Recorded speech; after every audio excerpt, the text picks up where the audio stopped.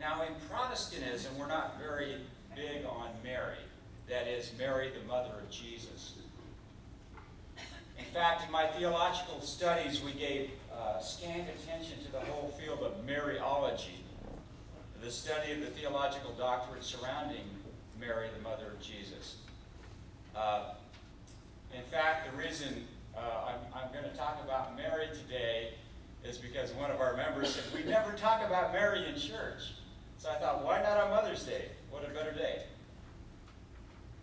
Well, many Protestants consider the virgin birth to be a litmus test of faith, although they don't venerate Jesus' mother in the same way that the Catholics do, or the Eastern Orthodox do, or even some of the Anglicans do.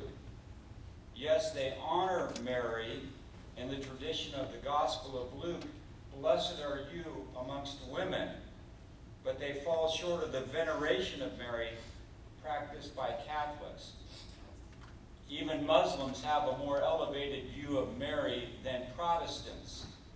Mary is mentioned more in the Quran than in the New Testament, and she enjoys singularly distinguished position among women in the Quran. The Roman Catholics, however, view Mary much differently. She is the ever-virgin Mother of God, the Theotokos.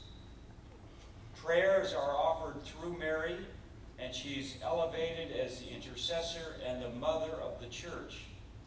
For the Catholics, Mary not only conceived Jesus as a virgin, but she remained a virgin the rest of her life.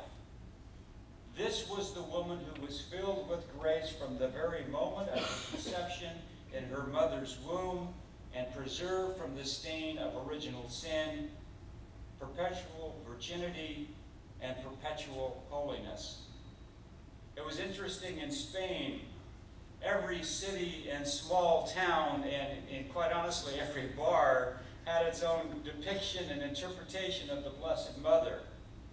In many churches, the figure of Mary totally overwhelmed the Christ. In places around the world where the Mother Mary is said to have appeared, shrines, altars, and churches draw millions of the faithful each year. Lourdes, France, is a city of 15,000 people, and it draws 5 million visitors to its shrine every year.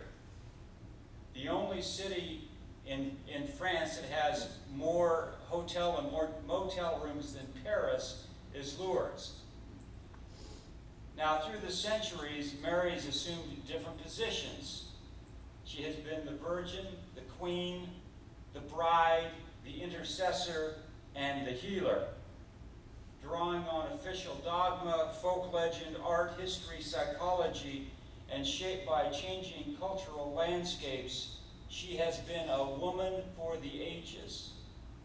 And yet, despite all of her beauty and power, and all of the dogma, myth, and legends that surround her, she's actually done very little to elevate the role of women in the world. Now, on Mother's Day, I think we Protestants, and most of us would probably say that we're Protestants, or some form of Protestant, we may want to reconsider the potential value of the Blessed Mother for our time and its potential and power to inspire the highest and the best for women and mothers in our time. So if we strip away all of the accretions, all of the dogma, the myth, the legend, I think what we have left must have been a remarkable woman, worth taking note of. And I believe she was noteworthy for at least 3 reasons. 1, for her faith. Secondly, for her fidelity. And thirdly, for her freedom. First, let me talk about her faith.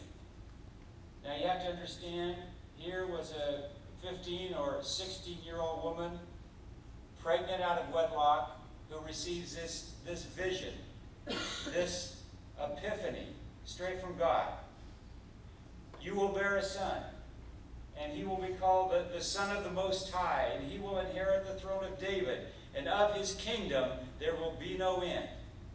That beautiful epiphany described in Luke chapter 2. So she receives the vision, the epiphany, and you know the story. It's the birth story. And then she begins to raise her child. And then she begins to understand that in many ways, this is just an ordinary boy. Jesus, now, have you cleaned your room? Jesus, if I have to tell you to feed those goats one more time. And then you remember the story of the temple trip. You know, they take him down to the temple in Jerusalem, and he disappears. He goes off on his own, and he's visiting the temple and the priest. You know, you can see Joseph and Mary going in. I thought he was with you. No, I thought he was with you. So anyway, this is how it went. This is in many ways a very unexceptional childhood. This is in many ways a very ordinary life. And yet, she had the faith to keep believing and to hanging on to the promise of God. She held the Word. She nurtured the Word in her heart. And she kept believing in Him and for Him. I believe that's what she did. I believe she saw something in Him that nobody else saw. And that's what mothers do.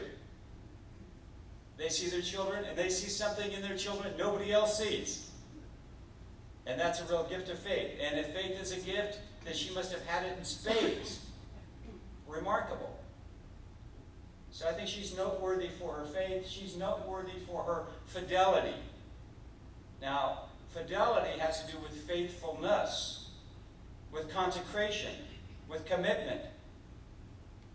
And that's the kind of woman she was, without complaint, I believe, with no consideration for her own life, an ego-less life. She continued to hold His place. She continued believing in Him. I remember the story by John Douglas Hall about the young Indian brave who was about to set out on a vision quest. And in Indian culture and tradition, there's something called a vision quest. When a young man begins to come of age, there's a rite of passage. And the young man will go off into the wilderness for a year on a vision quest. I think it's really a shame in our culture that we have very few rites of passage left for young men. Almost none now. Maybe getting a driver's license. Maybe that's the last rite of passage in our culture.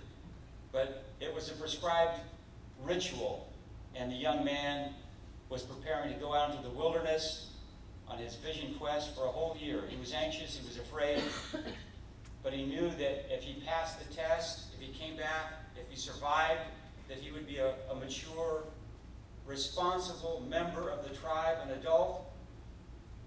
And if he didn't come back, he would fail the test. He knew of the hazards, the dangers. He knew of the wild animals and the severe weather and the demons that haunted the forest. He knew about all of that.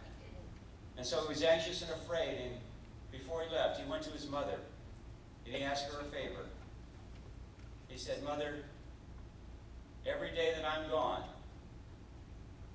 would you make up my sleeping place just as if I had slept here?"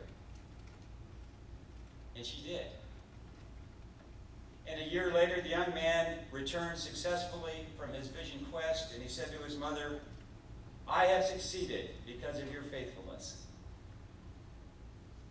Now, when I think about motherhood and I think about my own mother, I have one slight tweak on that story. I would not have to have told my mother to make up my sleeping place. But I can say, I think to the extent that I have succeeded because of her faithfulness. She was a faithful woman. That fidelity shined. She kept believing in Him, continuing to see in Him what no one else might have seen, and she hung on even to the end. And as you remember the story, on that day that He was crucified, she was there. So she was noteworthy for her faith, for her fidelity, and lastly, I believe she was noteworthy for her freedom.